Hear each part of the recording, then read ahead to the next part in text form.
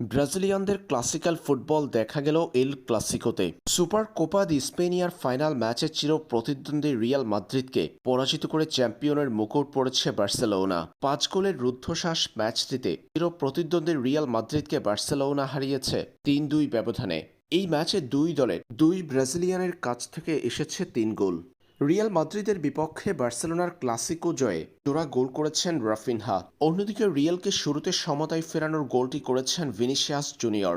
জেদ্দার King Abdullah Sports City স্টেডিয়ামে রিয়াল মাদ্রিদের উপর পুরো 90 মিনিট বল দখলে আধিপত্য দেখানো বার্সেলোনা ম্যাচের 71% বল দখলে রেখেছিল পায়ে। এ সময় প্রতিপক্ষ রিয়ালের জালে 14 শট নিয়েছে বার্সা। ম্যাচের 37তম মিনিটে ব্রাজিলিয়ান তারকা রাফিনহার গোলে এগিয়ে যায় বার্সেলোনা। রাফিনহার গোলের উল্লাসটা বেশিক্ষণ ধরে রাখতে পারেনি কাতালান জায়ান্টরা, কারণ ম্যাচের প্রথমার্ধের 45তম মিনিট শেষে ইনজুরি টাইমের দ্বিতীয় মিনিটে গোলের দেখা পেয়েছেন রিয়াল মাদ্রিদের ব্রাজিলিয়ান তারকা ভিনিসিয়াস জুনিয়র।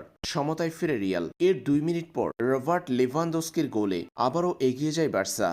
এরপর প্রথমার্ধের ইনজুরি টাইমের 7ম মিনিটে গার্সিয়ার গোলে 2-2 সমতা নিয়ে মাঠ ছাড়ে দুই দল। প্রথমার্ধের ইনজুরি টাইমের 5 মিনিটেই হয়েছে 3 গোল। এরপর ম্যাচের দ্বিতীয়ার্ধে ব্রাজিলিয়ান তারকা রাফিনহার দ্বিতীয় গোল, দলের তৃতীয় ও নিজের দ্বিতীয় গোলটি করেছেন রাফিনহা।